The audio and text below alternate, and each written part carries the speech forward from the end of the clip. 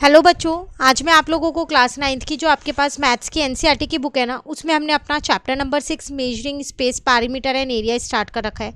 आज की क्लास में हम लोग दो इंपॉर्टेंट एग्जांपल्स करने वाले हैं जो कि आपके पास पेज नंबर 127 एंड 128 पे हैं।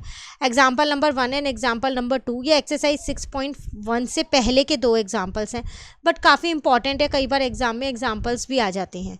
तो चलिए स्टार्ट करते हैं हम। एग्जाम्पल नंबर 1 आपसे क्या कह रहे हैं यहाँ पर, Two circles of equal radii are located such that each circle passes through the center of the other circle। कह रहे दो सर्कल हैं जिनकी रेडियस इक्वल है, ठीक है। वो इस तरीके से लोकेट हुए हुए हैं कि जो एक सर्कल है वो दूसरे सर्कल के सेंटर से पास हो रहा है। फिगर आपको यहाँ दे रखी है, मतलब पहला सर्कल ये है तो इसका सेंटर ए है। तो देखो दूसरा सर्कल जो है वो इस ए से पास हो रहा है और पहले वाला सर्कल भी उसके सेंटर से पास हो रहा है। दूसरे वाले सर्कल का जो सेंटर है वो बी है, ठीक है। Now given that the radius of each circle is R, और दोनों सर्कल की रेडियस इक्वल है तो हम आर ही मानेंगे। Find the perimeter of the shape formed by two circle in terms of R. आपको जो यहाँ पर ये शेप बनी हुई है इसका पेरीमीटर निकालना है। पेरीमीटर का मतलब होता है बाउंड्री को निकालना बाहर का। इसका मतलब आपको ये निकालना है, जितना भी ये रेड वाला मार्क किया हुआ है ना आपको फिगर में, रेड कलर का जो है वो आपको फाइंड करना है।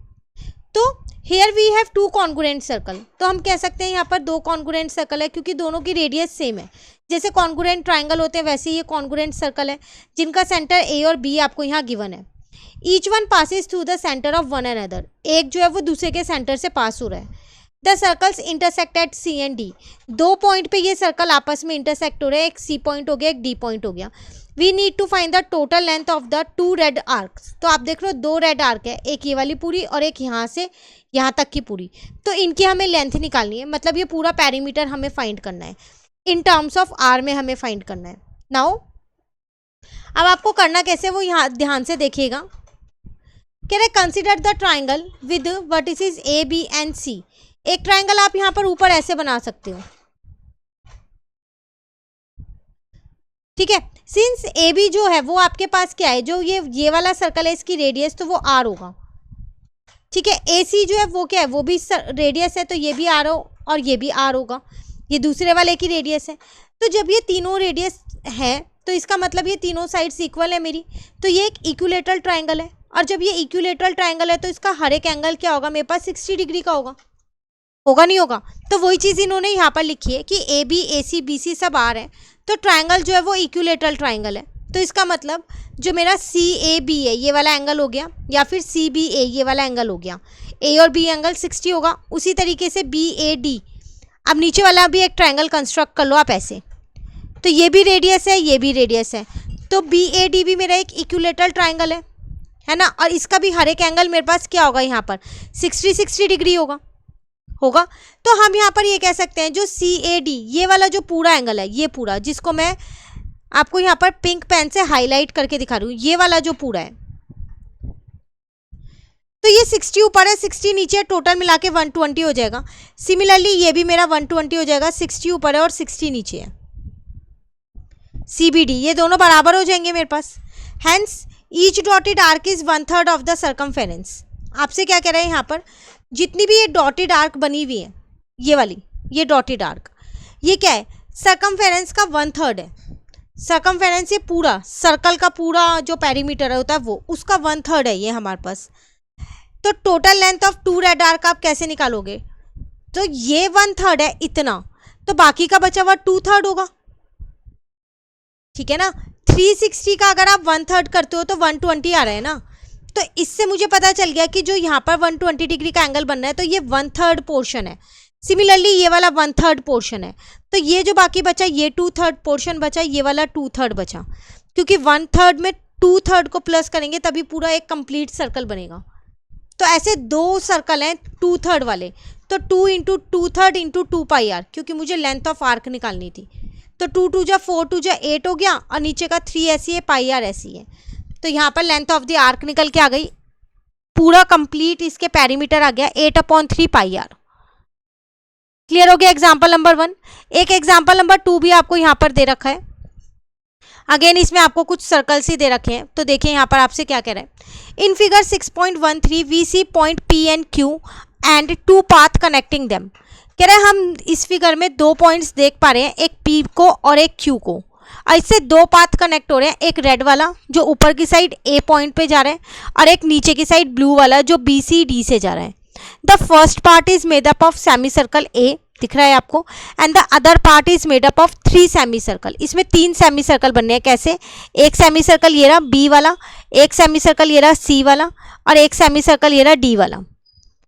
B C and D, which path is longer? आपको बताना है कि अगर आप यहां से जाओगे तो लॉन्गर है या यहां से जाओगे तो लॉन्गर है। पाथ ए इज चूज करना है, पाथ ए इज लॉन्गर है या फिर path A B C plus D is longer है, या the two path have equal length है। 3 ऑप्शंस है, या तो पाथ ए लॉन्गर हो या फिर B plus C plus D longer हो या दोनों की इक्वल लेंथ हो। तो let us solve the problem using algebra. चलो स्टार्ट करते हैं इसका सॉल्यूशन यहाँ से। Let the radii of the semi circle A B C D be denoted by A B C D. मैंने माना जो इनका जो ये सेमी सर्कल है, इनकी जो रेडियस है वो इसी नाम से ही है। जैसे ए वाले सेमी सर्कल की रेडियस ए हो गई, बी वाले सेमी सर्कल की रेडियस बी हो गई, सी वाले की सी हो गई और डी वाले की डी हो गई। मैंने वही यहाँ पर एज्यूम कर लिया। Then the length of semi circle A, half है ना ये, तो कितना हो जाएगा? 2 पाई आर था ना, तो आर की जगह तो ए रखेंगे, तो 2 पाई ए अपॉन 2, तो आ जाएगा मेरे पास पाई ए, ये रहा। Similarly length of semi circle B C D कैसे निकालोगे? पाई बी पाई सी पाई डी के नाम से। जैसे वो पाई ए आया तो ये पाई बी सी डी आ जाएगा। तो सेकंड पाथ की लेंथ, फर्स्ट पाथ की लेंथ तो आप ऑलरेडी निकाल ही चुकी हो, पाई ए। सेकंड की निकल गई आपकी ये रही। ठीक है, एक बार अगर मैं इसे यहां पर लिखूं तो radius of semi circle A, वो मैंने ए मानी है। Radius of semi circle B, उसको मैंने बी माना है। Similarly radius of semi circle C, उसको सी माना है और डी वाली को डी माना है। ठीक है, अब अगर मैं लेंथ की बात करूं तो लेंथ ऑफ सेमी सर्कल ए कितना आएगा? वो आ जाएगा मेरे पास यहाँ पर 2 पाई आर होता है अपॉन में 2, सेमी सर्कल की बात है। आर की जगह यहाँ ए आ जाएगा, पाई ए, क्योंकि ए है उसकी radius. Similarly length of semi circle B की बात करूंगी तो पाई बी आ जाएगा, सी की बात करूंगी तो पाई सी और डी की बात करूंगी तो पाई डी आ जाएगा। तो सबकी लेंथ निकल गई। ठीक है, अब आपसे क्वेश्चन में क्या कह रहा है, आगे आपसे क्या कह रहा है? यहाँ पर आपने क्या किया, यहाँ पर सबके सेमी सर्कल की एक साथ निकाल ली। तो लेंथ ऑफ फर्स्ट पार्ट तो मेरे पास वही है, पाई ए। अब लेंथ ऑफ सेकंड पाथ जिसमें बी सी डी वाला रास्ता था, तो वो हो जाएगा pi B plus pi C plus pi D. तो पाई कॉमन ले लिया तो B plus C plus D हो जाएगा। ठीक है, दोनों पाथ की मेरे पास लेंथ आ गई। अब इसमें से कौन सा बिगर है, B plus C plus D या फिर A? Do you see that neither one is bigger? दोनों में से कोई सा बिगर नहीं है, ये दोनों ही इक्वल है। अगर आप ध्यान से देखो तो बस ये ऊपर सीधा सेमी सर्कल बन गया, नीचे थोड़ा कर्व शेप में बना हुआ है।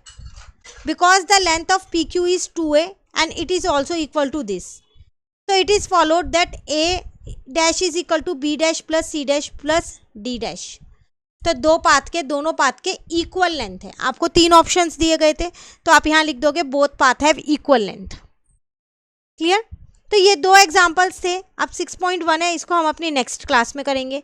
आप इन दोनों एग्जाम्पल्स को अच्छे से कर लेना, कहीं डाउट हो कमेंट करके पूछ लेना। Thank you.